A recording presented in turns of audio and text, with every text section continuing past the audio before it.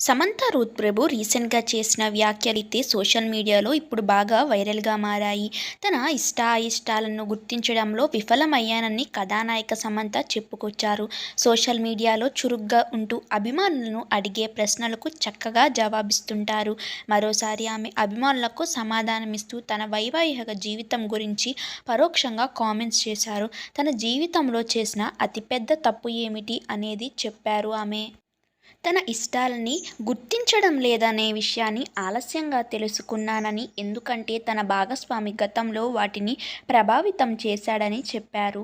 క్లిష్టమైన పరిస్థితుల నుంచే పాఠం నేర్చుకుంటామనే విషయం అప్పుడే అర్థమైందన్నారు. ఎప్పుడైతే ఈ విషయాన్ని తాను గ్రహించగలిగానో అప్పట్నుంచే తన ఎదుగుదల ప్రారంభమైందని చెప్పారు. సమంత గతంలో ఒక ఆంగ్ల మీడియాతో మాట్లాడుతూ తన విడాకులు వరుస ఫ్లాపులతో పాటు ఆరోగ్య సమస్యలు కూడా చుట్టుముట్టాయని, దీంతో తాను ఎంతో కుంగిపోయినట్లు వెల్లడించారు. ఒకవైపు ఆరోగ్యం దెబ్బతింటోందని, మరోవైపు వైవాహిక బంధం ముగిసిపోయిందని, దీంతో కుంగిబాటుకు గురైనట్లు తెలిపారు. ప్రస్తుతం సమంత సినిమాలకు విరామం ప్రకటించిన సంగతి తెలిసిందే.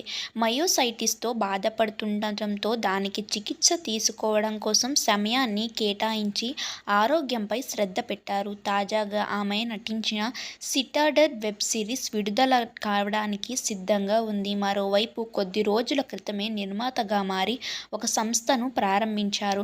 ట్రాలాలా మూవీస్ పిక్చర్స్ పేరుతో నిర్మాత సంస్థను ప్రారంభించి ప్రతిభావంతులైన కొత్త దర్శకులు, నటీనటులకు ప్రోత్సహించనున్నారు.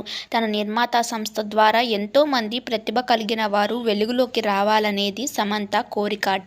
ఇక ఈ వీడియో కనుక నచ్చినట్లు అయితే లైక్ చేసి నా ఛానల్ని సబ్స్క్రైబ్ చేసుకోండి.